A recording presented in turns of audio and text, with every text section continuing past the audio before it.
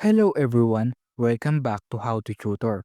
Today in this video, I'm going to show on how to change phone number on Discord. So let's get started. First, open the Discord app on your mobile device. Now, at the bottom right corner, click the U icon.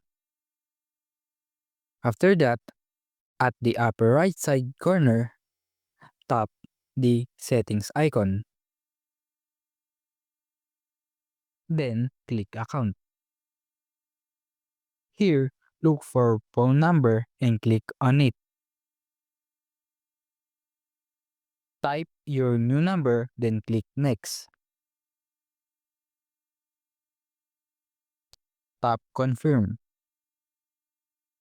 Now, enter the verification code and password for the changed number. And that's it. If you found this video helpful, please do follow, like, share, and subscribe to our channel for more tutorial videos. Thank you.